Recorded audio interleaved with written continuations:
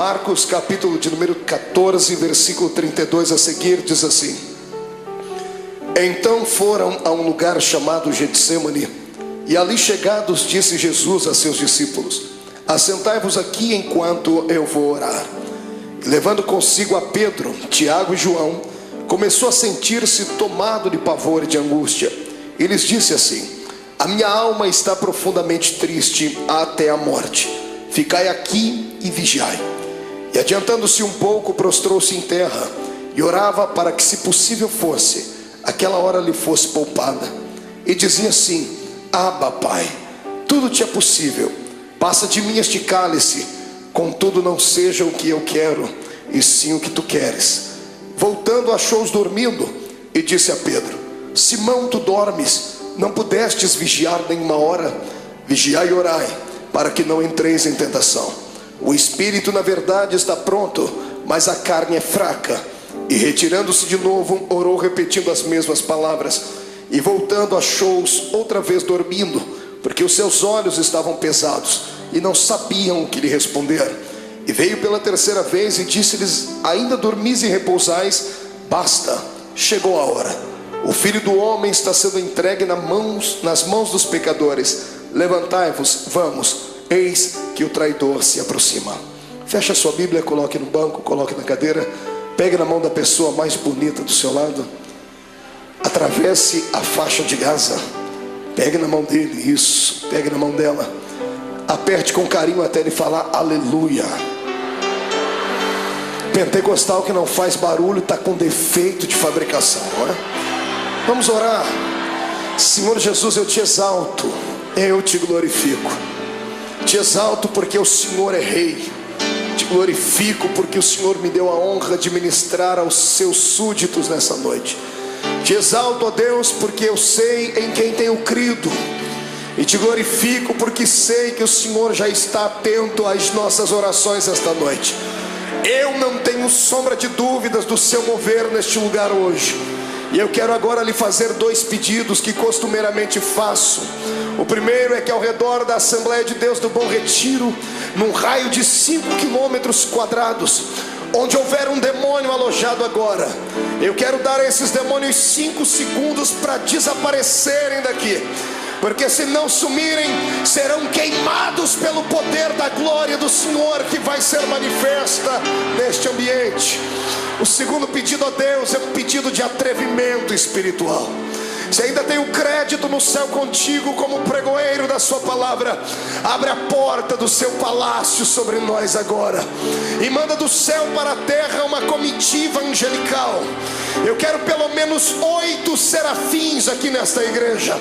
A palavra serafim significa aquele que arde em fogo. Portanto, Senhor, eu quero 8 anjos de fogo aqui neste templo agora. Quero 2 aqui nesta tribuna, uma à minha esquerda, outra à minha direita. Quero 2 na entrada deste santuário e 4 seres esparramando brasas de fogo na nave da igreja. E onde houver um crente batizado com o Espírito Santo, renova ele, meu Senhor.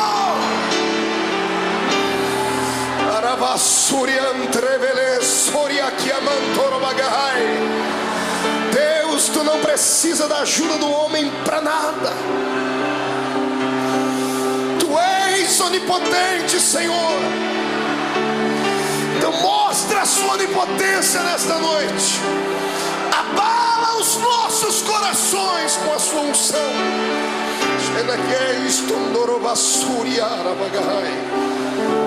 Muito obrigado, Jesus. Fica conosco aqui. Amém e amém. Erga o dedo indicador para o céu comigo, o dedo de profeta. Aponte o dedo no nariz do seu irmão. Diga para ele: escute aqui. Se você não trouxe lenço, prepare a manga da camisa, a ponta da gravata, do vestido, o que for, porque hoje você vai se derreter na presença de Deus aqui.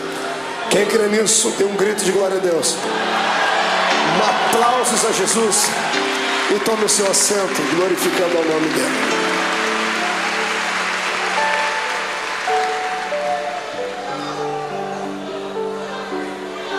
Aleluia. Oh glória. Terá la suria anderei chorogaba.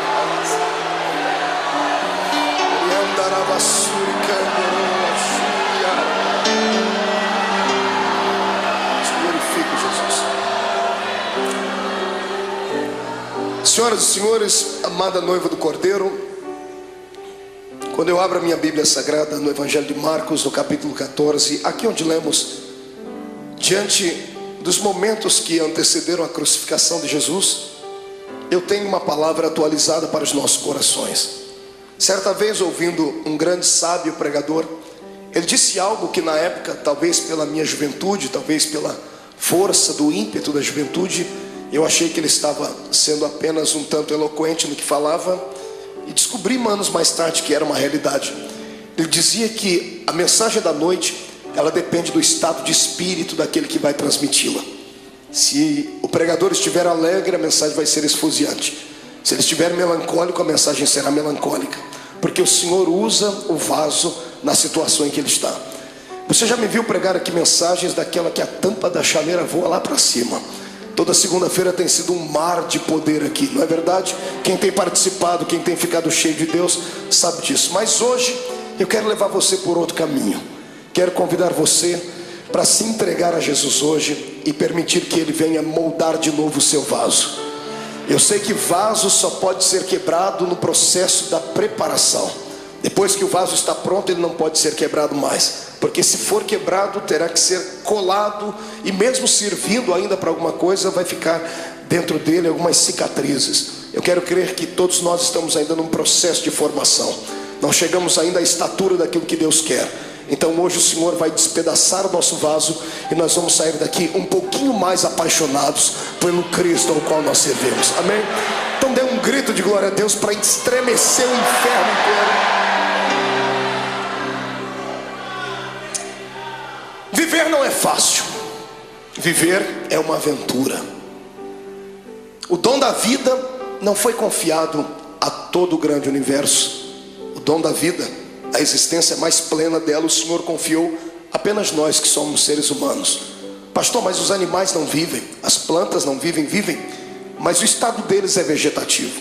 Não tem alma, não tem espírito.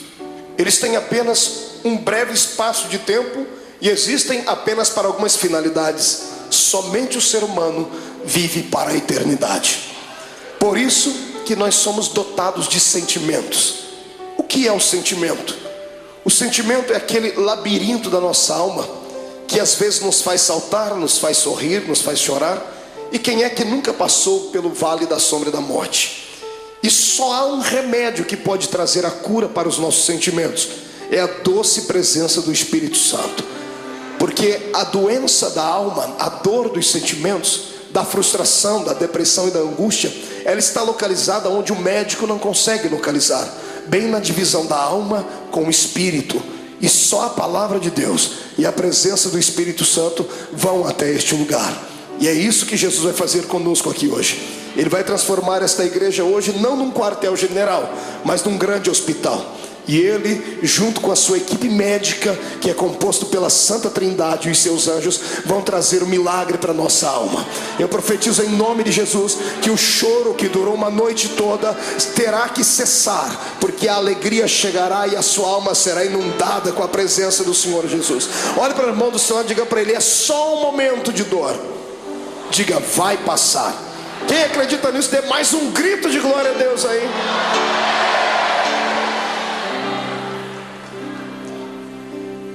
Quando eu olho para Jesus e fico às vezes tentando usar o meu raciocínio humano, por que é que ele veio? Alguns pensam que ele veio à terra apenas para implantar mais uma religião. Não era isso. O mundo já tinha muitas religiões. Já haviam religiões perfeitas aos olhos do homem. Já haviam religiões cheias de legalismo. Já haviam religiões amparadas por um sistema filosófico de poetas, como eram os epicureus. Amados, já havia muitas e muitas igrejas na época. Então a pergunta continua: por que é que Jesus veio à terra? Ele não veio à terra simplesmente por vir, como cantava Raul Seixas em uma música onde ele apontava o dedo para o nosso Salvador e chamava Jesus de ridículo, dizendo que ele não era besta para dar uma de herói. Jesus não foi apenas um herói, não foi apenas um mártir. Ele não saiu do céu apenas para fabular e confabular uma história.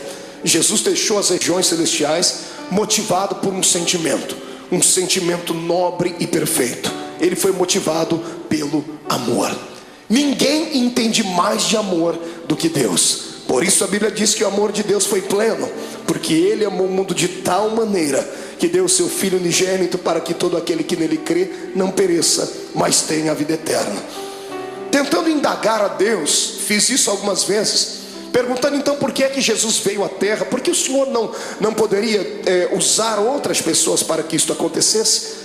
O Senhor me disse: você não leu a Bíblia direito, porque desde o Gênesis eu tenho levantado homens para serem exemplos, mas todos eles têm fracassado.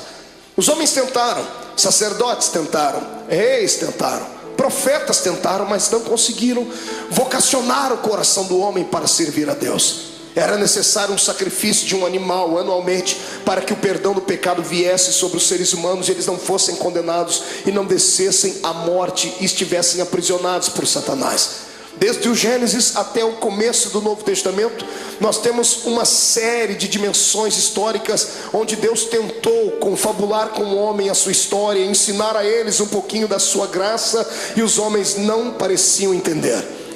Foi então que Deus teve uma atitude divina.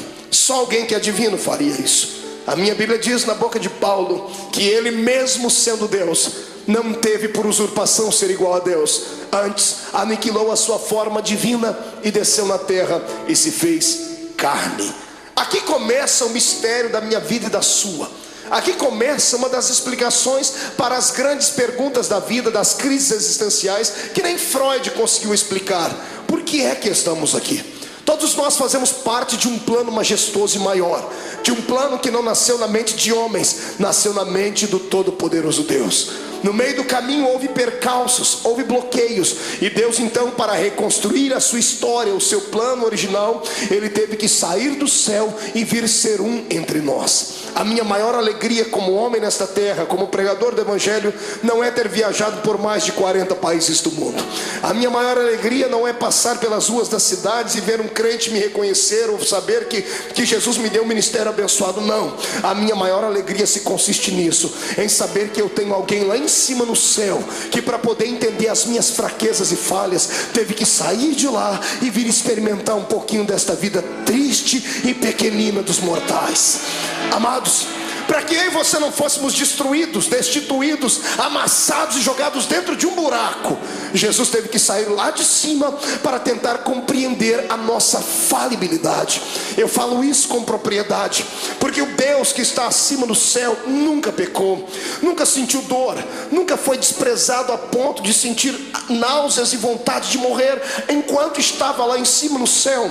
Eu penso que o próprio Deus falava com o Filho e com o Espírito Santo lá em cima, dizendo: por que será que esta raça humana não conseguem ser aquilo que eu quero que eles sejam? Se você pegar o Velho Testamento e ver o pensamento de Deus, se você torcer as páginas do Velho Testamento, vão sangrar, porque o Senhor havia ditado a sua lei. O homem que não pudesse caminhar junto com ele era logo destituído.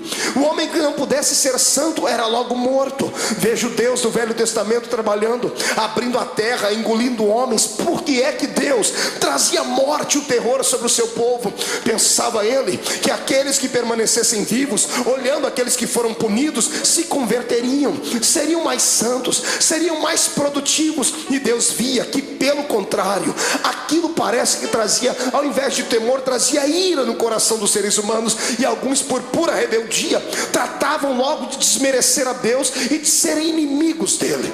O Deus do Velho Testamento tentou, ele fez de tudo que estava na sua mão para fazer, e até o ponto dele chegar no céu, sentado no trono, e dar um grito sobre aquilo que Isaías escreveu no seu livro, gritando bem alto: e agora? A quem eu enviarei? E agora quem há de ir por nós? Porque na terra não tinha ninguém justo o suficiente. Os homens não aceitaram o Deus Jeová, aquele que quando vinha em cima de uma nuvem, fazia tremer os seus montes, fazia os seus relâmpagos engrandecer o coração dos homens, e os homens não aceitaram. Então o Senhor está no céu, tentando encontrar uma nova maneira de atuar, e a maneira foi aquela mais talvez não pensada, mas que chegou a chocar o próprio Deus. O seu filho, sentado à sua direita, se levanta e diz: Pai, está chegando a hora então de nós tomarmos uma atitude divina, está na hora de fazermos algo transcendental, está na hora de eu deixar o meu trono e virar homem de carne e ser um como eles são, para eu poder entender o que eles passam, para eu poder saber o que é que leva esses seres humanos a chorar, a sentir dores, porque é que eles têm tanta facilidade em se curvar diante dos problemas, porque é que eles ficam deprimidos. E é isso que Jesus faz. A transferência do céu para a terra não foi apenas um ato da legalidade divina, foi um ato imortal de Deus. Deus se fez carne para vir aqui entender a minha vida e a sua vida. O que eu acho mais lindo é que Ele entendeu. Ele passou pelos mesmos vales que nós passamos, Ele passou pelas mesmas sombras que nós passamos, e o mais importante, Ele venceu. Ele deu para nós um exemplo dizendo: é possível passar pelo vale e se levantar lá na frente, é possível andar de cabeça baixa, mas daqui a pouco erguer a sua cabeça, porque o ser humano é imagem e semelhança de Deus. Eu não prego nessa noite para um público comum de derrotados, eu prego para homens e mulheres de carne e osso, mas que tem uma essência divina dentro deles. Eu olho para fora e vejo a embalagem, mas o conteúdo desses que me ouvem é um conteúdo transcendental. O Deus eterno que criou o universo pela força do seu poder e pelo poder da sua palavra o sustenta, habita dentro desse homem e desta mulher que está aí do seu lado. Quem acredita nisso, ergue a mão para cima e glorifique a Deus.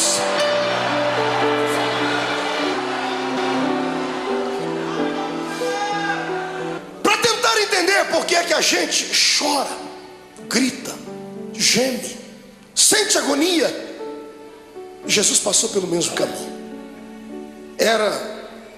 Estava chegando os últimos dias dele na terra. Ele sempre foi um homem de oração.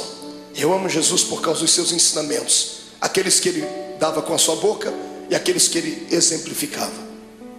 Sempre que ele queria exemplificar alguma coisa, ele usava os seus apetrechos divinos. Todas as vezes que ele operava um grande milagre, ele se escondia no meio do mato para orar. Diferente dos seres humanos do século 21. Toda vez que temos uma vitória, a primeira coisa que fazemos é ir para um restaurante comer uma boa picanha. Fazemos festa, não é verdade? Fazemos uma viagem, empreendemos uma ida até a beira da praia. Jesus sabia do perigo de se ter uma vitória. Toda vez que você tem uma vitória, o seu arqui-inimigo fica furioso muito mais do que antes, e ele vai preparar uma luta pior ali na frente. E se você não se preparar e não estiver com o seu espírito pronto, você pode sucumbir ali na frente. É por isso que todas as vezes que ele tinha uma vitória, ele se separava e ia para o monte orar. Nesse dia, foi um dia diferente. Jesus acordou melancólico, entristecido, porque ele não era apenas Deus, ele também era homem. Era homem sujeito às fraquezas. Quando ele se destituiu da essência da glória, ele se revestiu da nossa humanidade. E ele tinha um problema que eu e você não temos. Mesmo sendo homem, ele tinha o poder de ver o futuro, porque ele era homem, mas também era Deus. Ele tinha a sua natureza humana, mas também tinha a sua natureza divina.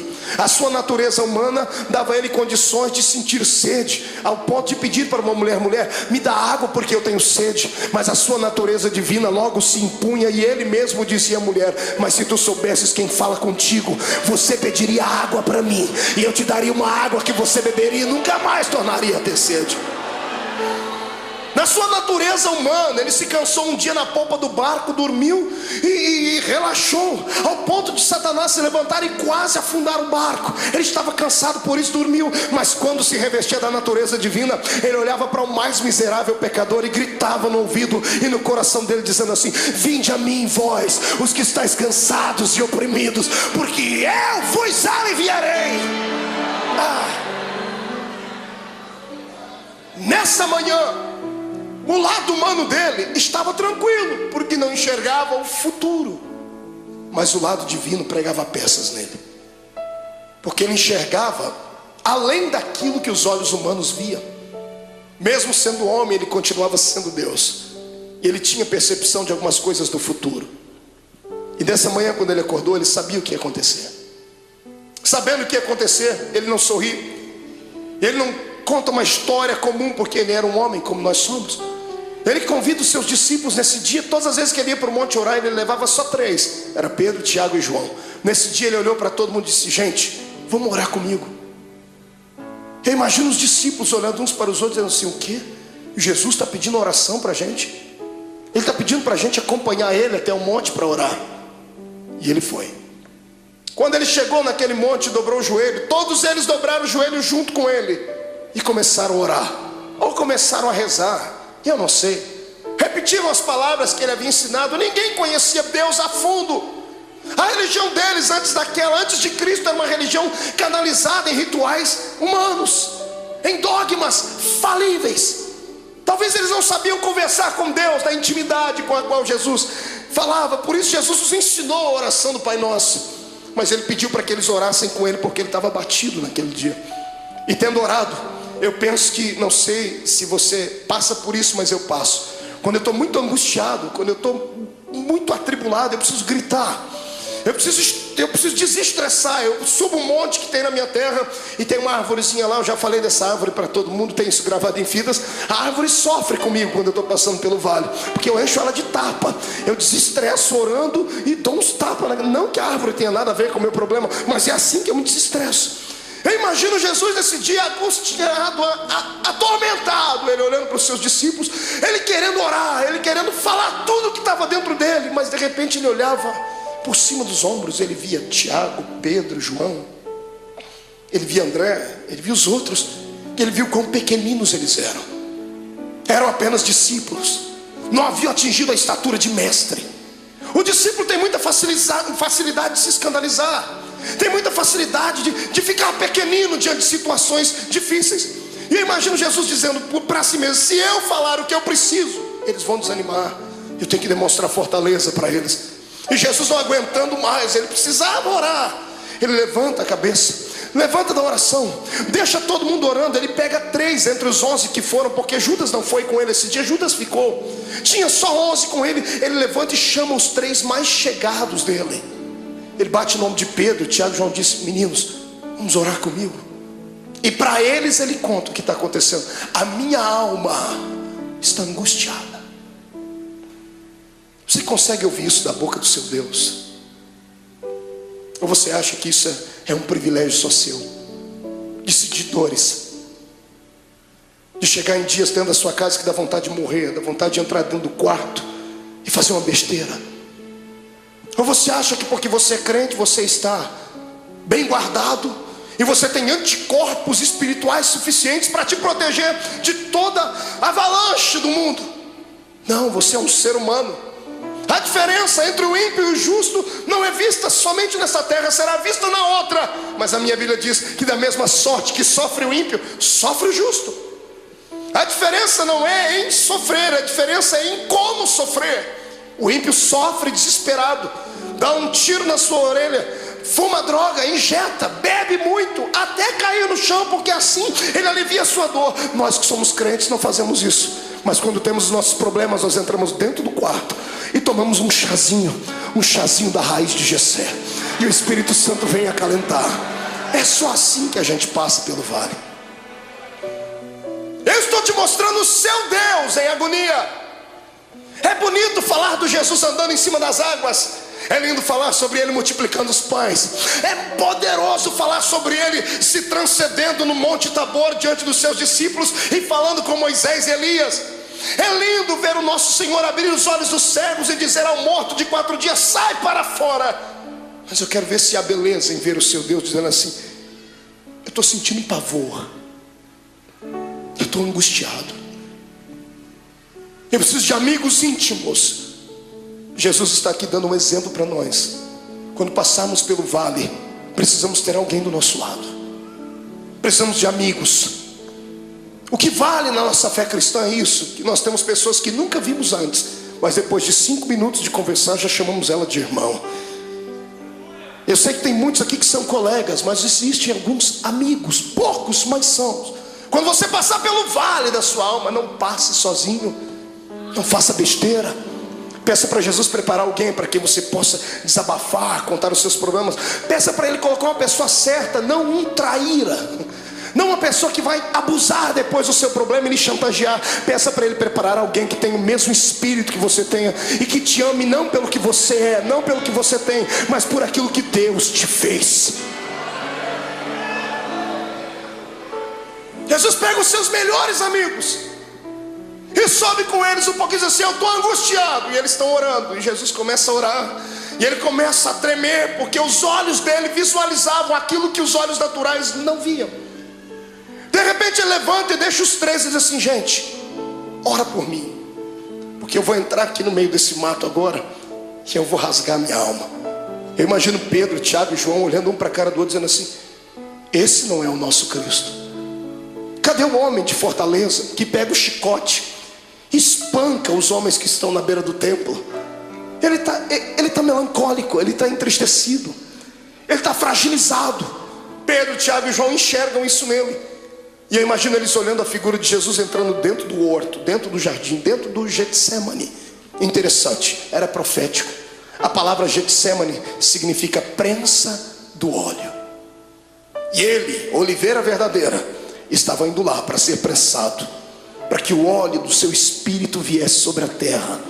Ele foi moído para que nós pudéssemos ser reconstruídos. Ele chorou naquele dia para que nós pudéssemos sorrir hoje aqui. Ele sentiu dores naquele dia para que as nossas dores fossem aliviadas. E é por isso que eu te convido agora a dar um belo glória a Deus, porque Ele merece tudo isso.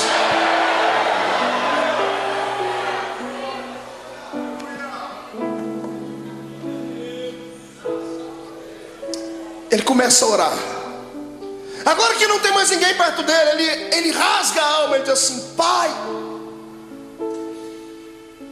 eu sei que a hora é chegada, mas o meu lado humano não está aguentando. Então eu vou fazer um pedido ao Senhor. Se der, Pai, passa de mim esse cálice. Se der, risque esse momento. Se der, me priva de sentir aquilo que eu já estou vendo que vou ter que sentir. Quando Jesus ora desse jeito, é posto uma vírgula na sua oração. Se levantam dois reinos do lado dele nesse momento: o reino de Deus e o reino de Satanás. Os anjos se calam no céu, o próprio Deus está em silêncio no céu olhando. Os demônios estão fazendo figa, estão torcendo, dizendo assim: se ele não for até o fim, não tem salvação. Se ele não for até o fim, o plano está mais uma vez destruído. E Satanás está lá orando para si mesmo, pedindo para que todos os poderes das trevas viessem trazer uma nuvem negra sobre Jesus naquele dia. E quando Jesus diz: Pai, se for possível, passa de mim esse momento, esse era o lado humano. O lado divino dele sobrepõe. E ele abre os olhos. E se como homem ele enxergava apenas o jardim naquela noite, se como homem ele enxergava apenas as árvores, o céu que devia estar escuro e o vento soprando, se como homem ele enxergava apenas pedras e relva, como Deus ele enxergou além de tudo aquilo. Ele enxergou além das pedras, além da relva. Ele enxergou além do tempo. Ele enxergou além dos séculos. Ele enxergou além do espaço. E sabe o que ele viu? Você.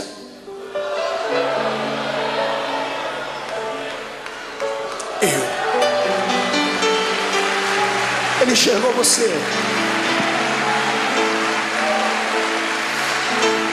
Sabe como ele te enxergou? Não como um super-homem ou uma mulher maravilha, bem trajado dentro da religião, cheio de poderes, de status, não. Ele enxergou você sofrendo no seu quarto. Ele enxergou você chorando pelas ruas de São Paulo, desempregado. Ele enxergou você no momento em que as pessoas mais te atormentaram, que os seus inimigos lhe perseguiram. Ele enxergou a sua alma rasgada e você gritando e sentindo dores. E ele sabia que você não ia conseguir passar pelo jardim do Getsemane. Ele sabia que você ia tentar correr de lá. Então ele entrou no meio e disse assim: Pai, já que eles não vão dar conta de ir, eu vou no lugar deles. Ele se levanta e diz: todavia seja feita a sua vontade.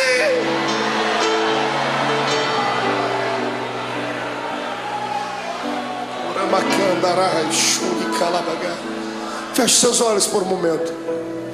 Eu sinto que a noite deste dia vai ser diferente. Não sou só eu que estou passando pelo vale, estou sentindo dores. O Senhor está me dizendo que tem pessoas que entraram aqui gemendo hoje. Tem pessoas que essa segunda-feira perdeu o sentido para ela. O feriado não teve alegria nenhuma.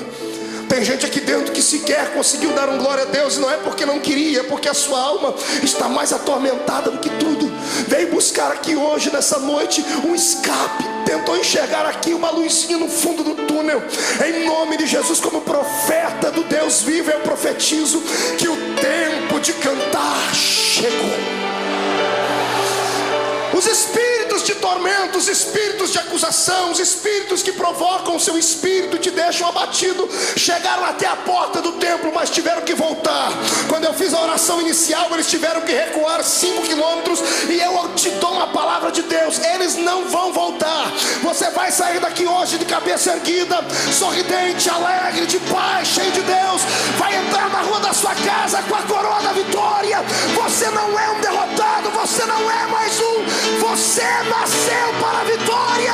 Quem acredita nisso, adore ao Senhor.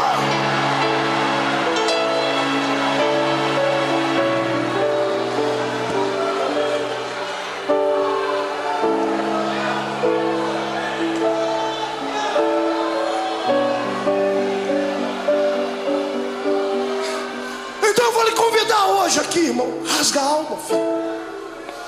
Chora. Vomita tudo que está dentro da sua alma, põe para fora. Porque você não é um super-homem. Não se autoflagele. Eu sei que você hoje orou como Paulo: Senhor, o que eu quero fazer sempre eu não faço, o que eu não quero eu estou sempre fazendo. Senhor, eu tenho um espinho na carne. É como se o mensageiro do diabo viesse, me esbofeteasse e me jogasse no chão. Eu quero que você ouça aquilo que Paulo ouviu. Deus se levantou do trono e não acusou ele, não apontou o dedo. Deus olhou para Jesus do lado dele, viu a mão furada, viu o sofrimento do filho e disse assim: ô Paulo, fique tranquilo. Como, Senhor? Eu estou angustiado. A minha graça te basta. Senhor, não é o suficiente, então eu vou preencher agora. O meu poder se aperfeiçoa na sua fraqueza. A matemática de Deus é diferente. E eu profetizo que aqueles que entraram fracos aqui dentro hoje, Satanás não vai ter coragem de cruzar o seu caminho por pelo menos um mês. Eu profetizo em nome de Jesus que aqueles que entraram aqui entristecidos, chorosos, estão recebendo hoje o revestimento do Espírito. Vão sair daqui armados até os dentes. Eu digo aos demônios: caiam fora da vida dos servos de Deus, porque o poder do Senhor se manifesta.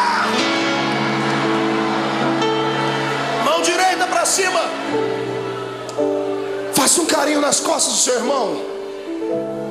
Diga para ele: a angústia, o pavor, a angústia e a tristeza, a angústia e o abandono são o caminho mais fácil, mais rápido de tocar o coração de Deus.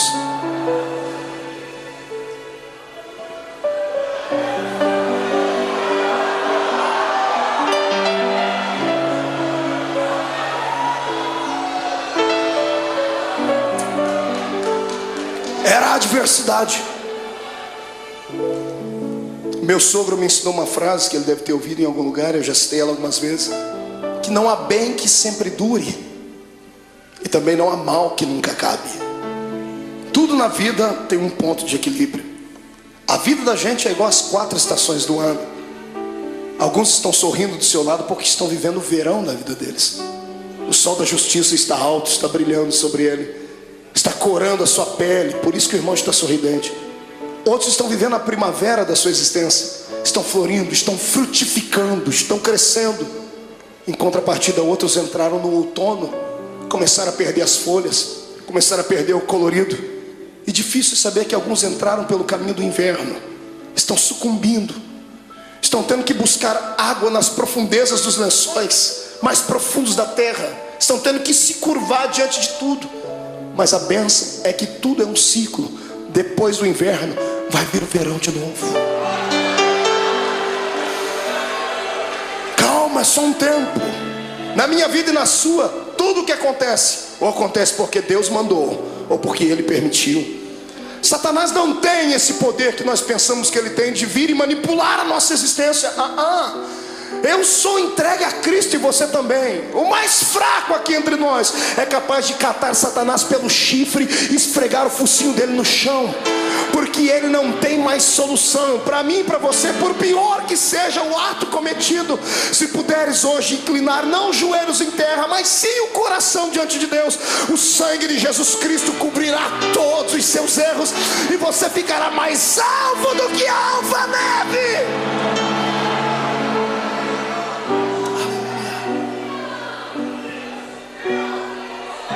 Mas escute, o que é para você passar, ninguém vai passar no seu lugar. E tem épocas na vida que a gente tem que passar sozinhos. Tem vale que não tem amigo íntimo, ninguém. Tem coisas que somos só nós e Deus. E o pior é que nesse exato momento parece que Deus nos esquece. Eu não sei o que é pior, a correção de Deus ou o silêncio dele. O silêncio, quando você grita e lá do céu vem uma resposta assim: psss. Jesus estava se sentindo assim aqui. A alma dele estava contrita. Ele chegou no ápice da vida de um ser humano. Ele levanta daquele horto tremendo, suando sangue. Eu fui estudar isso à luz da ciência. A ciência diz que é raro, mas é possível. Por que é que uma pessoa chega a transpirar sangue? A ciência diz que quando a pessoa está passando por uma agonia muito grande, o seu metabolismo fica todo alterado. 3 coisas podem acontecer. Primeiro, ela pode sofrer um infarto no miocárdio, porque a adrenalina correndo pelo seu corpo, o coração não dá conta de bombear tanto sangue e pode explodir.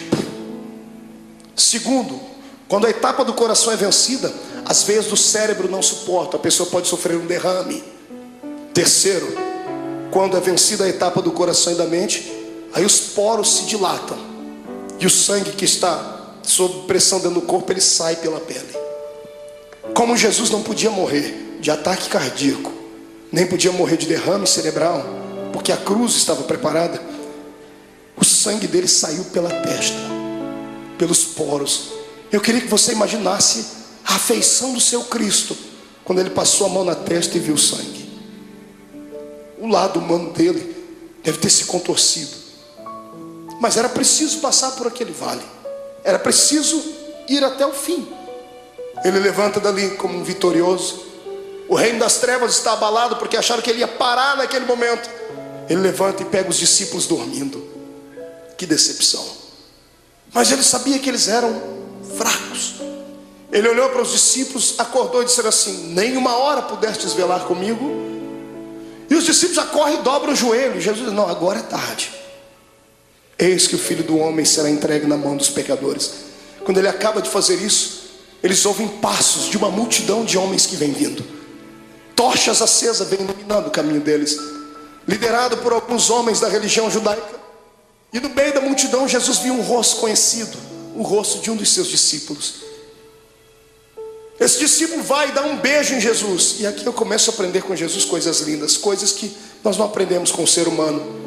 Quando Judas dá um beijo nele, Jesus era tão amável, ele acreditava tanto no poder que ele tinha de envolver as pessoas, ele tinha tanta pena da alma do ser humano, que quando Judas lhe beijou, ele já sabia o motivo. Ele poderia ter expulsado Judas. Imagine você sabendo que uma pessoa que com um beijo ela vai lhe levar à morte.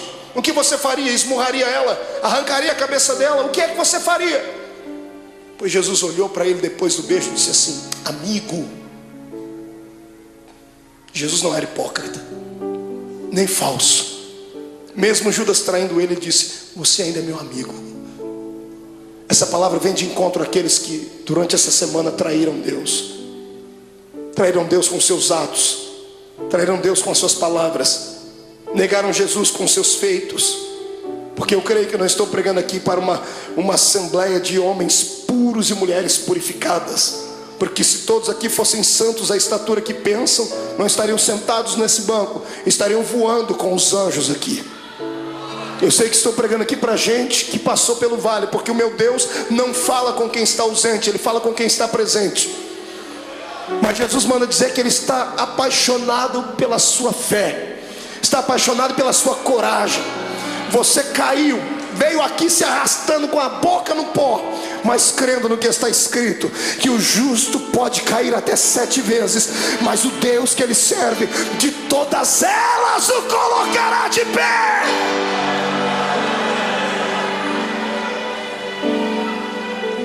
Você continua sendo amigo de Deus. O amor de Deus não dá para se entender.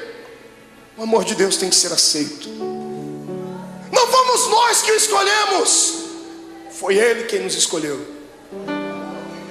E quantas vezes você já fez essa pergunta: por que o Senhor me escolheu, Deus? Por que você acha que Deus te escolheu, irmão? Pela sua força? Pela sua oratória? Pelo seu talento de cantar? Você acha que Deus olhou para você e disse: não, esse aqui eu vou poder usar, então eu vou investir nele, e o outro que não prestava Ele não investiu? Não foi nada disso. Deus olhou para você e alguma coisa em você atraiu Ele. Não foi você que foi buscar Deus em uma igreja, foi Ele que trabalhou no seu coração em casa, usou o testemunho de alguém. Deus queria você, mas a palavra final foi sua: eu vou. Quando você disse vou, o Senhor disse: pronto, eu escolhi, agora Ele veio. Você foi escolhido por Deus. Escute, deixa eu dizer uma palavra, que isso aqui vai quebrar esse demônio que te atormenta, vai acabar com a sua depressão. Escute: nenhum ser humano pode surpreender Deus. Não há nada que você faça, não há nada que você pense, não há nada que você aconteça que você vai deixar fazer Deus ficar assim: nossa, o meu filho me espantou. Porque Deus conhece tudo. Você nunca vai surpreender Deus. É por isso que eu me apoio nessa palavra, para nunca sair dela. Porque o diabo, ele só sabe falar do passado. Ele só sabe acusar você do que você fez, do que você cometeu antes de entrar dentro dessa igreja hoje. Ele só sabe apontar o dedo para você e metralhar você, dizendo assim: você foi isso, fez isso e aquilo. É por isso que eu prefiro ficar com Deus, porque Deus não fala do passado. Todas as vezes que Deus olha para você, sabe o que Ele fala? Do seu futuro. E lá no céu, imagina Ele acotovelando Jesus, está vendo aquela filha lá? Olhe lá na frente e veja o que eu vou fazer com ela. Está vendo aquele homem? Olhe lá na frente e veja o que ele será. Porque Deus não é como caranguejo que anda olhando para trás. O Senhor está na nossa frente. O Senhor está além das suas fraquezas. O poder do Senhor está além da sua humanidade. O poder de Deus está além dos seus complexos. É por isso que eu te convido nessa noite: saia de dentro da prisão que está a sua alma. Deixa o Senhor hoje sacudir as portas desta prisão e arrancá-las para fora. Deixa Deus mostrar para você que mesmo amarrado em um tronco, com os pés amarrados, todo ensanguentado, você ainda tem um cântico nos seus lábios, tem uma arma atômica nos seus lábios. Enquanto você cantar, as muralhas vão cair. Eu convido você hoje a saltar para dentro do território dos vitoriosos. Yes, adora o seu Deus.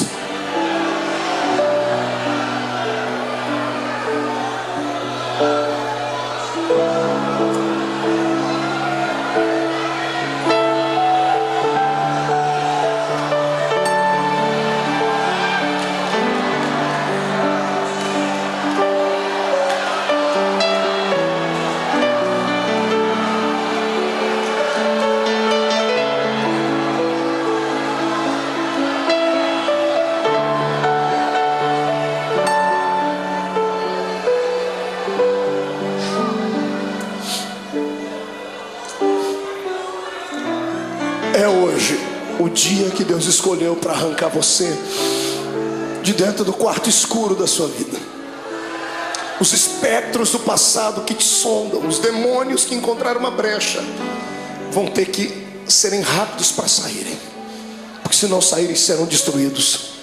Eu vejo a força de Deus chegando para dentro de você. Eu vejo o Espírito Santo sentado nas asas do vento, trazendo em ambas as suas mãos brasa de fogo para purificar o seu pecado. E na mão direita dele uma unção de gozo para te fazer saltar pelo menos uma semana inteira. Em nome de Jesus Cristo, hoje é o dia da independência da sua alma. O Senhor te fará saltar muralhas. Quem acredita nisso, tire o pé do chão para adorar.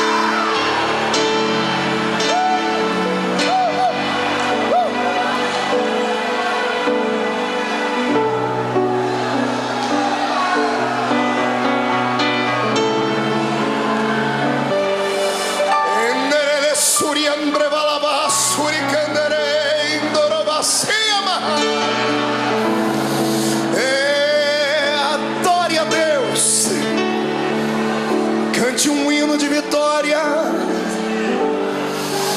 e vem agora para perto do altar. Curve o seu coração, porque Deus de pé está. A Assembleia de Deus do Bom Retiro nessa noite será impactada aqui, porque é um Deus lá em cima que olhou para mim e olhou para ti. Venha do céu agora a sua unção e encha os meus irmãos. Receba em nome de Jesus Cristo agora.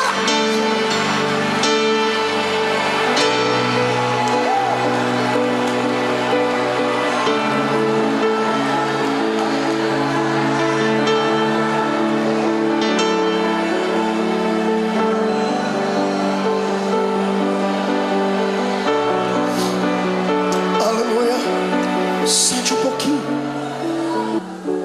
Olhe para cá.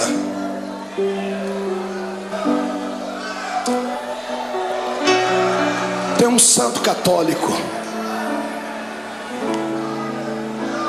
Ele foi canonizado pelos homens, mas o exemplo de vida e de fé dele impactou um tempo. Chamava-se São Francisco de Assis.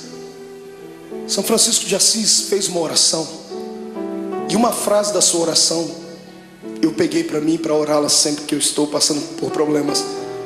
Ele disse assim: Deus, dá-me forças para suportar aquilo que eu não posso mudar. Gravou ela aí? Peça isso para Deus. Dá-me forças para suportar aquilo que eu não posso mudar. Tem coisas na vida que não dá para mudar. O filho que foi embora não volta mais. A doença que dizimou parte do corpo não tem como retroceder. O abandono, a tristeza, muitas vezes não tem como retroceder. Então peça para Deus te dar força para suportar. O que importa é em como enfrentar esse dia de dificuldade. É em como você vai enxergar o seu jardim. Você pode enxergar o seu jardim como sendo o ápice do abandono de Deus, ou pode enxergar o seu jardim como sendo o pódio da coroação da sua vida. Depende da maneira como você foi para lá. Jesus foi preparado para o jardim. Por isso ele orava antes, incessantemente. Por isso ele buscava Deus. Por isso ele passou 40 dias no deserto em jejum, porque ele sabia que a missão dele era grande, como a sua é. Sabe por que você está querendo parar? Porque você não se preparou.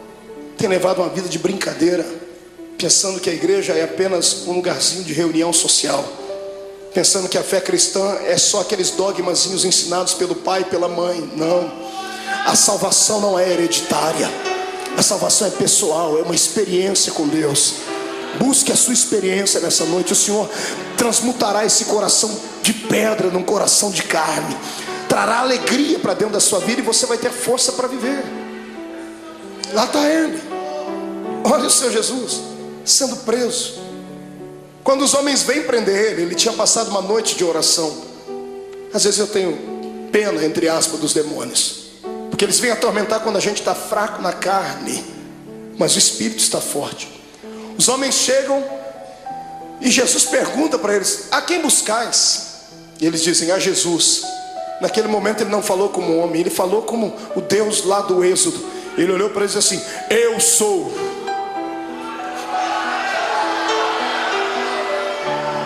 Por um pouco aqueles homens não morreram fulminados, porque quando ele liberou a sua palavra, rema, eu sou, eles caíram no chão. Qualquer preso sairia correndo, qualquer pessoa condenada sairia correndo, qualquer covarde sairia correndo. E eu não duvido que os discípulos iam pegar na mão dele: Jesus, aproveita o momento e foge. E ao invés de ele ir para a direção contrária, ele vai e ajuda as pessoas a ficar de pé. Você consegue imaginar Jesus pegando Imagina ele falando: I'm sorry, desculpe. Em vez de falar como homem, eu falei como Deus. Foi só um momento, eu estou aqui, pode me prender.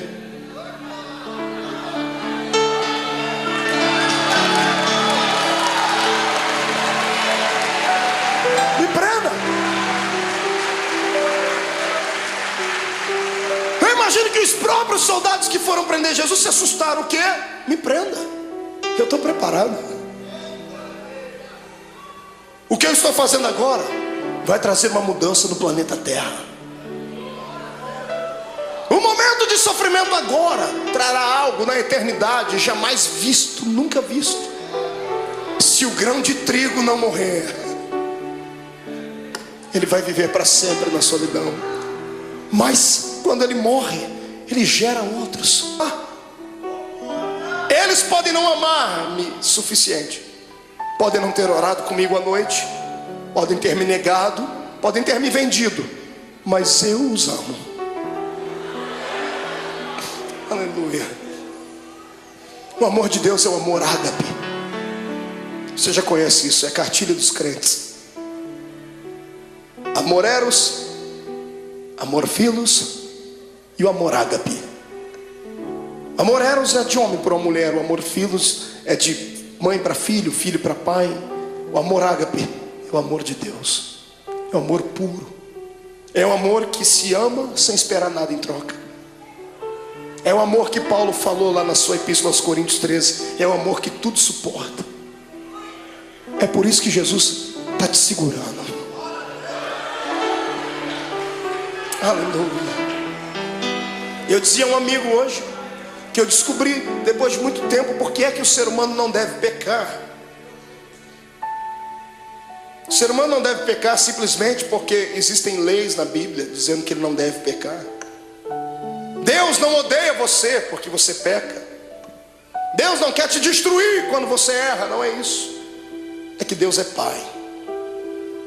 E Deus sabe que todas as vezes que você peca e erra, você se arrebenta. Todas as vezes que você faz alguma coisa errada, é você quem se machuca. E qual pai quer ver o filho machucado? Qual pai quer ver o filho ferido? Está entendendo? É por isso que o Senhor não quer que você erre, que você burle a lei. Porque tudo que Ele estabeleceu são princípios, e tudo que foge dos princípios te machuca. Olha para você agora sofrendo por causa desse adultério. Olha você sofrendo aí dentro, as mágoas, tristes, desejando uma pessoa que não é sua e não pode ficar com ela, não tem jeito. Olha vocês sofrendo porque pegou aquilo que não era seu. Olha aí você sofrendo porque passou por cima de tudo aquilo que Deus tinha para você. Olha você angustiado. É isso que te tira da igreja. Não é a perseguição do pastor, não é a palavra pesada do outro, não é. São aquilo que nós infringimos na lei de Deus. E Jesus me disse ao meu ouvido enquanto eu estava de joelho ali: tem muita gente que quer se afastar da igreja, filho. E fala para eles que não importa o que eles fez, importa o que eu fiz por eles. Sai da frente, Satanás, eu estou com raiva de você. Eu tenho certeza que nesta noite os planos de Satanás mais uma vez caíram por terra, porque o Senhor te ama e ponto final. Quem é amado por Deus, adore a Ele.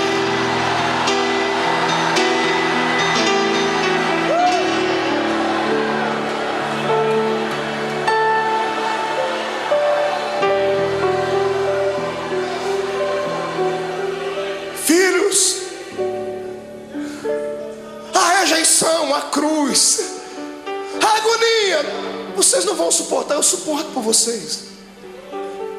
E levaram ele como um preso comum. Fizeram do meu Jesus uma peteca. Caifás, Anás, Pilatos, Herodes, Pilatos. Ninguém achava nada de errado nele. Ele tinha palavras para incriminar os homens, mas ele se calou e não se defendia. Pilatos fica estarrecido e diz assim: que homem é esse? Pilatos queria soltar Jesus, mas o ego dele era muito massageado pelos judeus. Ele não queria perder a postura de um grande. Então, para alegrar o coração dos judeus, ele pensava que isso iria aplacar a ira deles. Ele manda chicotear Jesus. E pegam o meu Jesus, o seu Jesus, levam ele numa noite fria para um lugar, numa praça, amarram as mãos dele em uma estaca, deixam ele seminu. Aquilo era já motivo para matá-lo, porque todo judeu tinha vergonha de mostrar o seu corpo. Estava sendo humilhado, até que ele começou a ser flagelado. Azorrague era o nome da arma com a qual bateram em Jesus. 12 tiras de couro, na ponta de cada tira um osso de carneiro quebrado ou limalha de ferro. Cada vez que o carrasco batia nas costas do meu Jesus, 12 buracos ficavam nas costas dele. Paulo disse: assim como meu mestre, eu tomei uma quarentena de açoites menos uma. Foram 39 chicotadas daquela, mais de 460 cortes nas costas. O corpo não aguenta. Depois da 10ª chicotada, ele já estava pendurado. Ele poderia ter gritado, ele poderia ter aliviado um pouquinho da dor, porque quando gritamos, por um momento, há um bloqueio no cérebro e a dor passa instantâneo, por momentos, mas passa. Se ele gritasse, ele teria sentido menos dor, mas ele não gritou. Ele aguentou calado, porque sabia que você não ia aguentar. Sabia que eu não ia aguentar. Eu também, irmão, eu também. Eu também.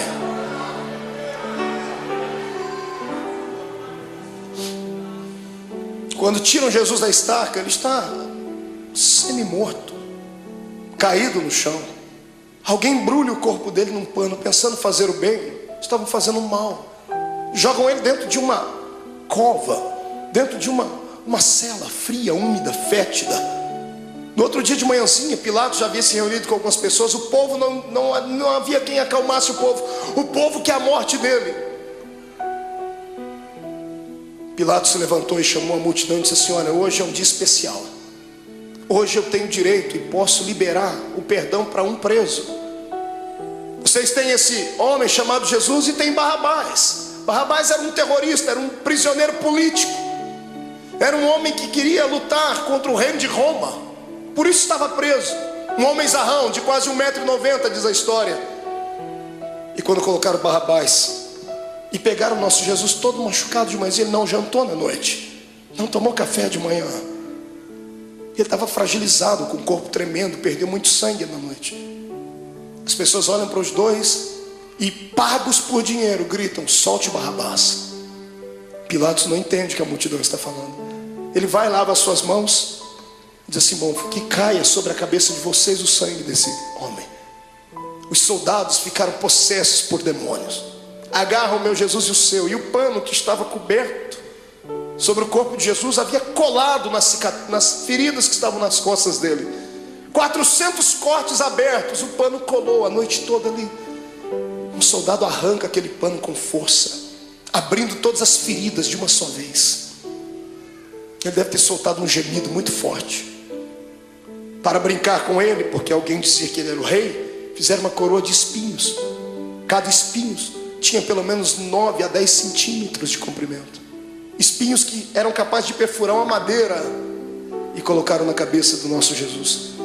Colocaram uma capa vermelha sobre ele, bateram com uma cana na cabeça dele para que a coroa fincasse mais ainda. E alguém dizia: tu não és o rei? Eis aí a tua coroa. Pegam o patíbulo da cruz, a haste onde os braços dele foram presos e fixos, colocam nos ombros dele e ele sobe a via da crucificação. A cruz não podia ser posta inteira nos ombros de um preso, porque ela pesava quase 140, 150 quilos. Ninguém daria conta de levar. Era só a parte principal. Jesus está subindo aquela travessia. Aquilo era um show, era um espetáculo que todos aguardavam. Todo mundo estava esperando ver ali um preso político, um preso famoso. E quando muitas pessoas começam a ver Jesus passando ali, a agonia tomou conta do povo. Eu fico imaginando as pessoas que estavam lá naquele dia. Imagino Lázaro, o amigo de Jesus, do lado de Marta e Maria, as irmãs segurando ele. Eu vou lá, eu vou soltar ele, eu vou fazer alguma coisa. Mas não vá, Lázaro, se for vai morrer também. Ele vai passando o olhar, ele vê todos aqueles para quem ele multiplicou o pão e deu na mão deles. Os amigos que ele tinha desferiram contra ele a traição. Pedro está andando do lado, triste porque já tinha negado Jesus. A mãe de Jesus vai ao longe, olhando o filho querido. No meio do caminho ele não aguenta. A Bíblia não diz, mas é possível que Jesus tenha tombado com o peso daquele lugar, daquela cruz, da haste daquela cruz, porque ele estava muito cansado, estava com fome, estava machucado. E o soldado romano, enfurecido, endemoniado, olha no meio da multidão, e para humilhar mais Jesus, escolhe um homem diferente no meio da multidão. Ele pega o Cirineu, Simão o Cirineu. Cirineu não era sobrenome. Cirineu falava do lugar onde ele havia nascido, Cirene. Cirene ficava na Etiópia. Era o único negro que tinha ali naquele dia. Pegaram um negro para colocar ali, para ajudar Jesus a carregar a cruz, dizendo: nenhum dos seus irmãos te amam. Colocaram um estrangeiro para ajudar Jesus a carregar a cruz. E eu fico aqui imaginando com a minha mente, ele está sofrendo, está morrendo e está ensinando a gente que quando passarmos pela nossa via da crucificação, não tiver nenhum amigo para ajudar a carregar a cruz, não tiver nenhum parente para ajudar a carregar a cruz, Deus enviará um estrangeiro para ajudar. Aleluia. E o mais lindo é que o estrangeiro já está do seu lado, o Espírito Santo. É Ele quem te ajuda a carregar a cruz. Está sentindo Ele aí, irmão? É por isso que está ficando mais leve a cruz. Eu não oro para que Jesus tire essa cruz dos seus ombros, mas eu peço para que Ele te dê força para carregar ela até o fim, porque vamos trocar as cruzes que nós temos por coroas do céu.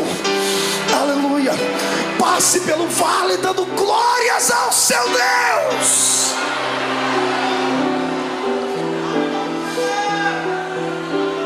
Sobe comigo. Vem no Gólgota comigo. Ele está subindo, a multidão está indo atrás, os soldados estão gritando. Quando chegam lá em cima no Gólgota, tiram a haste que estava sobre os ombros de Jesus e pegam a haste maior e pregam lá, então sim uma cruz. Pegam Jesus e vão crucificá-lo. A história diz que a cruz era feita 5 dias antes da crucificação, era feita sob medida. Por quê? Por causa do tamanho e o peso do preso. Era feita sob medida porque antes de pregarem o preso já havia um lugar próprio para cravar o prego. Já faziam um buraco na cruz para que facilitasse a entrada do prego. Então quando vão pregar o nosso Jesus, problema, a cruz não era dele, era sua, era minha, era do infeliz, do Barrabás. E os pecados de Barrabás, os meus e os seus, eram muito maiores do que tudo já imaginado. Os pecados da humanidade inteira. Quando pregam a primeira mão, facilitou a entrada do prego. Quando vão pregar a segunda, não dá, porque o braço dele era menor. Então eles esticam Jesus. O salmista disse que esticaram o nosso mestre ao ponto de quase desconjuntar os ossos. Os ossos não podiam ser quebrados, mas desconjuntados. Quando esticam Jesus, ele sente dores inimagináveis. Pregam a mão dele, o suplício maior vem na sequência, porque a mão ainda tem muita carne. Como é que se prega o pé? Não pregaram 2 pés de uma vez porque não tinha prego que suportasse. Pregaram primeiro o primeiro pé, pregos de 17 centímetros, golpe desferido em cima do osso ou entre as juntas dos pés. Quando o primeiro prego entra e crava o pé do meu Jesus naquela cruz, ele deve ter se contorcido, um desejo de gritar, mas era tudo que Satanás queria ouvir, fraqueza. E ele engolia seco, porque por dentro ele dizia para si mesmo: já vai acabar, não vai demorar muito, eles não vão suportar isso, então eu suporto por eles. Pegam o segundo pé e outro prego, pregam o segundo pé em cima do primeiro. Então temos 2 pregos segurando os pés dele na cruz. Quando os soldados levantam a cruz, o buraco no Gólgota está feito. Levantam a cruz e eram presos. Você já viu algum policial tratar bem um preso? Abrir a porta do camburão e dizer assim: entra por favor, querido. Ninguém disse: olha, vamos colocar a cruz com cuidado. Quando eles levantam a cruz e soltam dentro daquele buraco, soltam com todo o peso do corpo dele. Quando a cruz bate dentro do buraco do Gólgota, o corpo de Jesus pende para frente. Ele fica preso pelos pregos das mãos e dos pés, e o corpo pende para frente. Os seus ossos comprimem o seu pulmão e ele não consegue respirar. Ele sabia mais do que ninguém que carne sufocada, Deus não aceitava o sacrifício dela. Então ele arruma força onde não tem. Ele segura nos pregos, ele firma os pés e traz o corpo para trás, num esforço quase que sobre-humano, sentindo dores que você jamais sonhou. E quando ele encosta na cruz, ele respira um pouquinho só aliviado. E então ele começa a ficar tonto. Estava fraco do dia anterior. As moscas começam a visitar o corpo de Jesus. Se você já fez serviço militar, você sabe o que eu estou falando. Quando você está diante de todo o esquadrão e um maioral está passando perto de você, você não pode nem se mexer. Posição de sentido. Os mosquitos voam em volta do nariz, dá vontade de colocar a mão, mas não pode. Jesus estava ali, ensanguentado, suado, sentindo dores. As moscas estão voando sobre ele e ele não tem força nem para expulsá-las. Do lado dele é posto um bandido e do outro também. Quando ele olha para os dois bandidos, eu penso que ele intercede pela alma deles. O da esquerda fica endemoniado. O diabo entra dentro do corpo dele e ele olha para Jesus e diz assim: oh, você não é o Deus? Você não é o Cristo? Você não é o Todo-Poderoso? Sai da cruz e tira a gente daqui, rapaz. Imagina a tristeza com que isso chegou no ouvido de Jesus. Pensa, você está morrendo por ele e ele está debochando de você. A dor daquilo deve ter sido maior do que a dor dos pregos, maior do que a dor do chicote, porque a dor do desprezo é maior do que tudo. Deus olhou do céu e disse: não, meu filho não vai ficar assim. Espírito Santo entra no coração daquele bandido da direita. Vamos fazer um equilíbrio. O da direita fica cheio do Espírito Santo. Pregado na cruz, grita para o outro: pare de atormentar ele. Esse homem não fez nada, a gente está aqui porque merece, e ele não. O da direita estica o pescoço, porque Pilatos deu um presente para Jesus. Mandou colocar uma insígnia em cima da cruz: Rei dos Judeus. O preso estica o pescoço, e quando ele lê em cima da cruz Rei dos Judeus, ele abaixa a cabeça e sussurra: o Rei, Rei, ó Rei. Imagino Jesus levantando a cabeça, sentindo dor, dizendo: está falando comigo, rapaz? Estou. O Rei, lembra de mim quando entrar no seu reino. Aleluia. Eu imagino Jesus dizendo, eu penso, conjecturo: o que, filho? Lembra de mim quando entrar no seu reino. Eu acredito que você é rei. Lembra de mim. Eu imagino Jesus dando um sorriso no meio do sangue, no meio da dor, e dizendo para si mesmo: valeu. Pelo menos um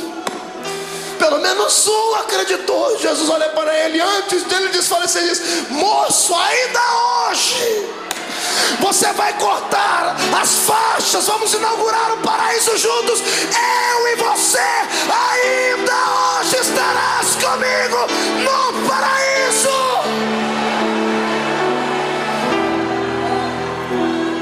Era bacana.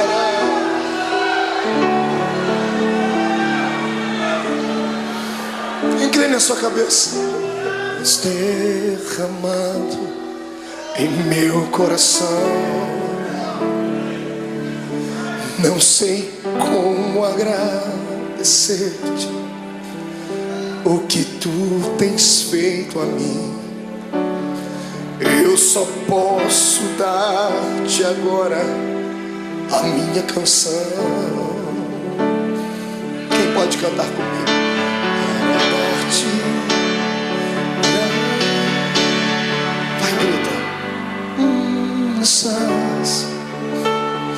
Graças meu Senhor Jesus.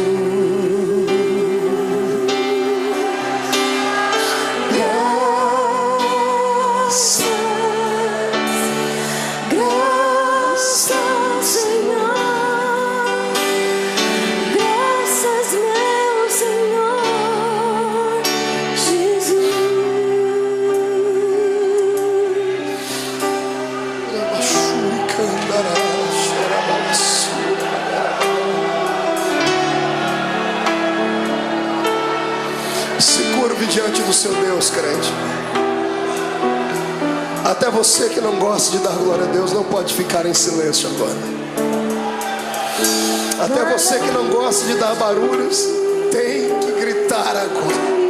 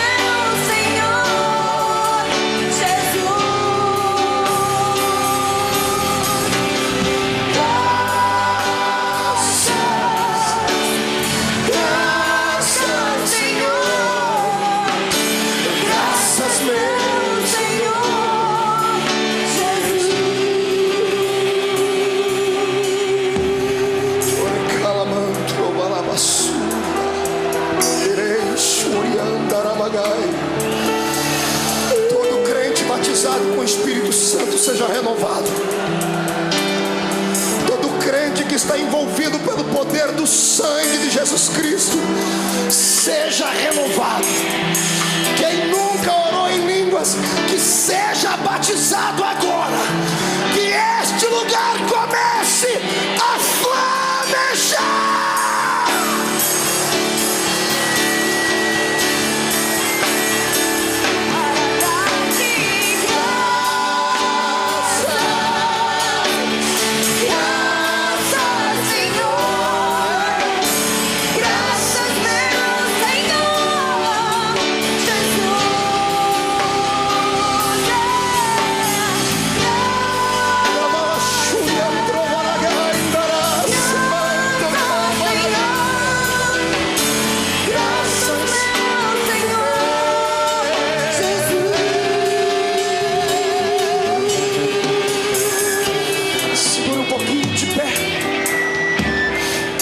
Seu irmão, oh Deus,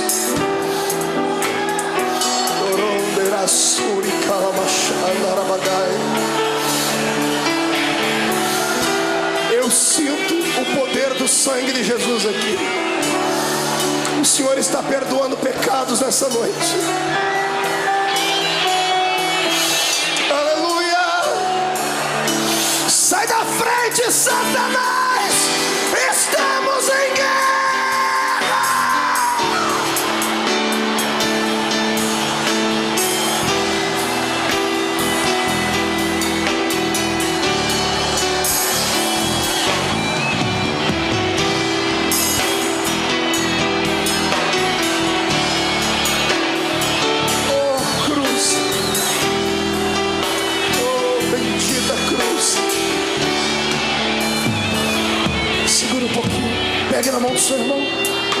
para cá.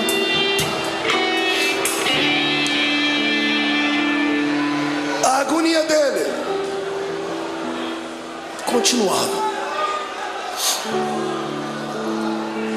Chegou uma hora que ele olhou para o céu. Como homem, ele enxergava só as nuvens, o sol. Mas de repente, como Deus, ele olha para o céu e ele não vê nuvens. Ele olha para o céu e não vê pássaros. Ele vê o trono, Rupias. Quando ele vê o trono, ele vê o pai dele. Só que o pai dele está de costa. O pai virou as costas para ele. E no momento de dor, de muita agonia, ele disse: "Ô pai, por que tu me abandonou?" Quantas vezes você já falou isso, crente? Deus entende quando você diz isso, porque Jesus passou por isso. Não é que Deus estivesse feliz com o sofrimento do filho. Se Deus continuasse olhando, ele ia arrancar Jesus daquela cruz, Joel. E se ele arrancasse Jesus da cruz antes dele morrer, Deus ficaria derrotado. Deus poderia ter destruído a terra, mas ele preferiu virar as costas para não ver. E o lado humano de Jesus sentindo dores, mas o lado divino dentro dele dizendo assim: já está acabando, aguenta mais um pouquinho, segura. A morte está lá com as garras da mente de Jesus, tentando arrancar o espírito dele, e ela não consegue, porque ele não tinha pecado. A morte estava inofensiva. Ela era acostumada a carregar para dentro do inferno pecadores. Mas como arrancar da terra um homem que nunca pecou? Eu imagino a morte dizendo: desse eu não dou conta. Eu imagino Jesus levantando o rosto para cima e dizendo assim: eu vou te ajudar, a morte. Onde está o teu aguilhão, a morte? Onde está o teu poder que não consegue levar um homem fragilizado uma noite inteira? Eu te ajudo. Quem diz que a morte matou Jesus não sabe da verdade. A morte não matou Jesus, foi Jesus que se entregou para ela. Você é muito fraca, morte, então eu vou te ajudar. Eu me rendo, eu entrego meu espírito, consumado está.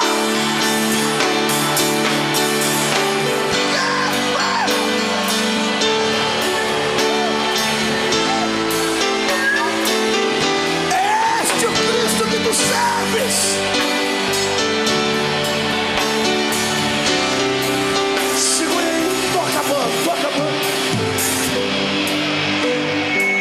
Escute.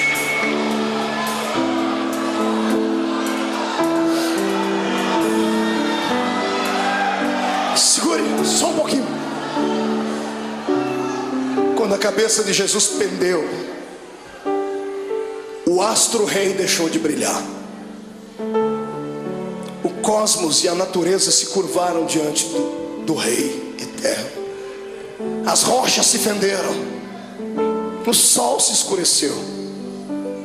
A multidão que gritou: crucifica-o, começou a bater no peito e dizendo: ele era Deus. O centurião que ajudou a fragilizar o corpo dele está embaixo da cruz, gaguejando e dizendo: esse homem era o Filho de Deus. Maria está embaixo, João está abraçado com ela, dizendo: aguenta, mãe, aguenta. Tiram Jesus da cruz. Ele morreu primeiro do que os bandidos. E um dia eu orei a Deus, Deus me revelou por quê. Por que Jesus morreu antes dos bandidos, irmão? Será que Jesus era tão fraco assim? Porque os outros bandidos também foram flagelizados.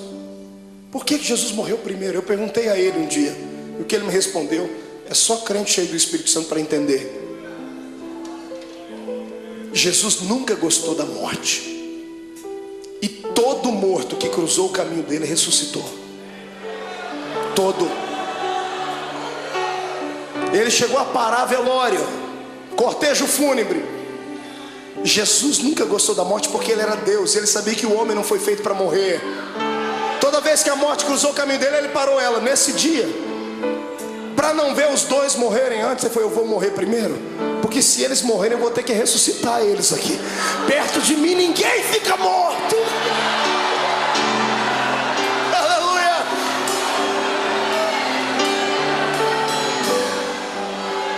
Ele morreu. Morreu a carcaça. Quem morreu foi Jesus, o homem. Mas o Cristo que estava dentro dele não podia morrer, porque Deus é eterno. O Espírito do Cristo que estava dentro dele saiu pela boca. Quando o homem expira, seu espírito sai. Interessante é que ao invés de Jesus sair dali e ir até o céu, a Bíblia diz que ele foi às regiões mais baixas. E ele foi num lugar muito interessante que poucos crentes conhecem, pouca gente prega. A Bíblia diz que ele foi buscar um cativeiro. Já leu sobre isso na Bíblia? Quando Jesus morreu, ele passou 3 dias morto ali, o corpo, porque o espírito dele foi fazer uma pregação interessante. Ele foi a um lugar onde estavam todos os santos que haviam morrido antes dele, porque ninguém ia para o paraíso, iam todo mundo para o seio de Abraão. E Jesus foi lá e se revelou: eu sou. Eu imagino ele, que já estava com a chave da morte e do inferno na mão, indo lá, abrindo as portas das cadeias. Abrindo a porta, lá dentro tem alguém sentado assim: sai para fora, Daniel. Mas Senhor, quem és tu? Eu sou aquele que fecha a boca do leão.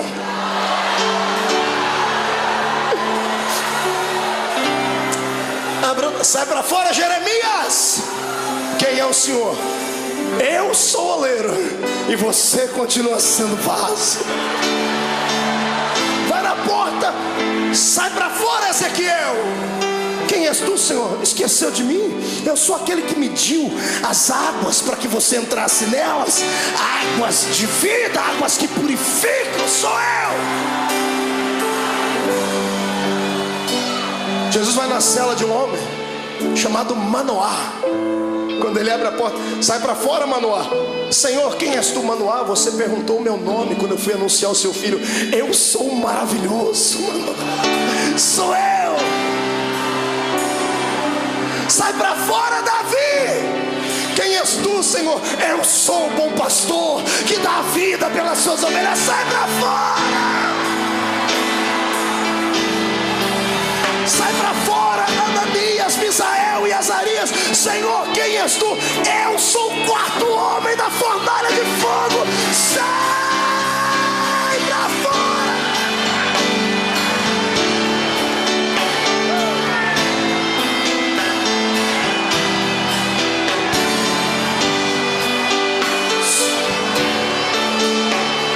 Segure. Jesus chega numa porta. Era um dos últimos a ter entrado lá antes dele. Ele abre a porta, está lá um sujeito de barba. Ele diz: João, sai para fora, João. Mas Senhor, quem és tu? João não me conhece? Imagina João olhando e dizendo: oh Senhor, desculpa. É que a última vez que eu lhe vi, o Senhor era um cordeiro, e agora eu vejo que tu és o leão. O leão da tribo de Judá.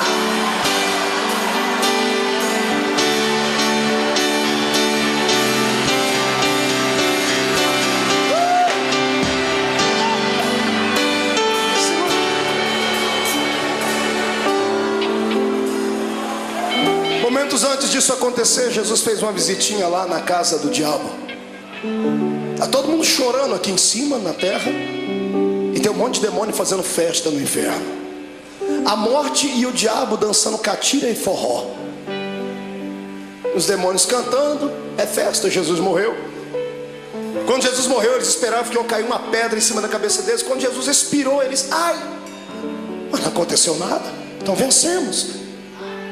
Passaram a noite toda fazendo festa lá no antro do inferno. Foi num belo dia, os demônios todos deitados, cansados, dormindo. Eu imagino. escuridão do inferno começa a receber luz. Ele vem, e não vem andando, vem flutuando dentro daquele lugar.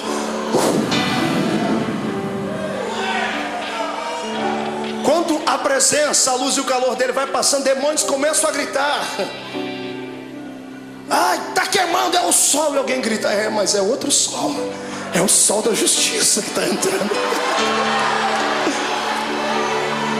Os gritos devem ter acordado o diabo e a morte. Jesus olha para a cara dos dois. Antes de falar com o diabo, Jesus vai no colarinho da morte, agarra ela pelo colarinho e diz: onde está a morte? Onde está o teu aguilhão, a morte? Jesus pega e joga ela para um canto. Jesus vai onde está o diabo, fala: Satanás, agora é contigo, seu infeliz. Me agonizou lá no monte, achou que eu não ia vencer. Eu vim aqui provar para você que é possível ser homem na terra e ainda ir morar no céu.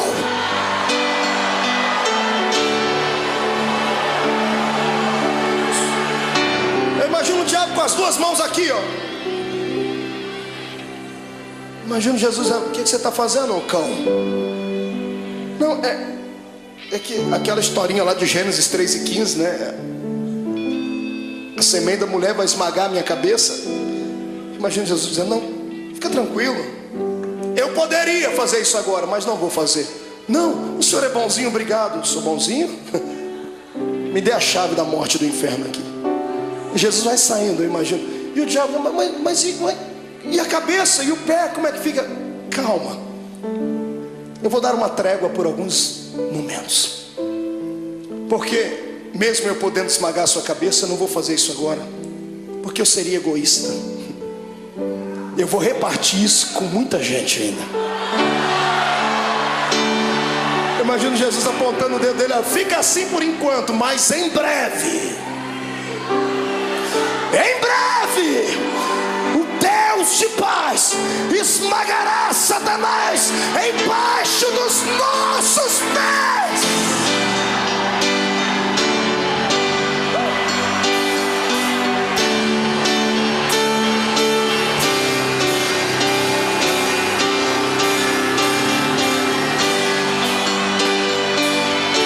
Segura, vamos encerrar.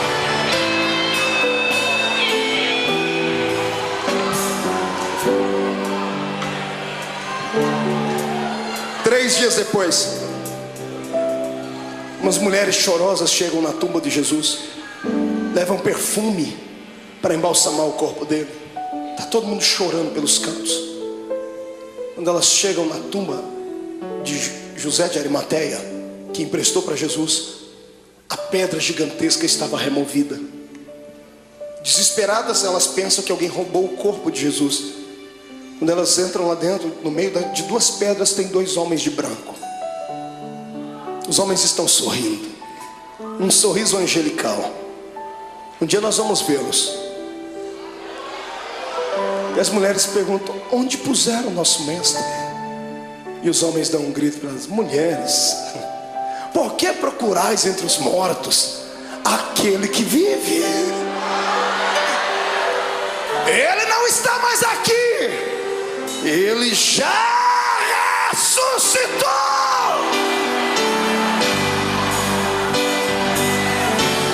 Vou te dar um conselho: passe a quinta-feira da angústia, chegue na sexta-feira da crucificação e não se entrega. Se segura, porque o domingo da ressurreição vai chegar. E Deus manda dizer que essa noite foi transformada no domingo da sua ressurreição. Eu quero saber onde estão aqueles que estão passando por uma sexta-feira de dor, estão passando pelo vale, estão sofrendo, sentindo angústias, estão com vontade de deixar tudo, não aguentam mais as perseguições, não aguentam mais passar pelo vale da sombra e da morte, e querem que o domingo da ressurreição chegue logo. Vem, irmão, vem aqui à frente, vem correndo que eu vou orar por você. Vem, você não está sozinho. Eu estou passando por esse vale também. Eu estou passando por esse vale. Vem, isso chora mesmo. Derrama as últimas lágrimas. Viver é assim. Hoje a gente perde, mas amanhã a gente ganha. Hoje a gente está embaixo, mas amanhã vamos estar por cima. Hoje foi despedido, mas o Senhor vai abrir uma porta de emprego amanhã. O coração está apertado porque está sozinha, está sozinho. Foi traído, foi abandonado. Calma, o Senhor tem bênção para lhe dar. Ele já preparou, mas ou Ele vai trazer de volta o que foi. E se aquele não prestar mais, Ele vai preparar outro. Ninguém perde com Deus. Ele só pede para você ter paciência. Segura um pouquinho. Grite, mas não murmure. Se jogue no chão, mas não perca a fé. Porque em nome de Jesus Cristo, o domingo da ressurreição está chegando. Diga comigo, em nome de Jesus. Toda angústia, toda dor, todo sofrimento, tudo aquilo que me atrapalha de servir a Deus, toda frustração, todo sentimento de abandono, eu ordeno, venha para a palma da minha mão. Agora, feche a sua mão. Diga comigo, a minha sexta-feira da crucificação já foi. Hoje é o domingo da minha ressurreição. Levante a mão para cima, eu vou contar até 3. Você vai jogar no chão e vai pisar em cima. 1. A vitória é sua. 1,5. Hoje o Senhor te transporta para o reino dos vitoriosos. 2. A sua casa será impactada pela ressurreição de Deus. 2,5. Satanás é um derrotado, com um D maiúsculo. 2,75. É o dia da sua liberdade. 3. Jogue no chão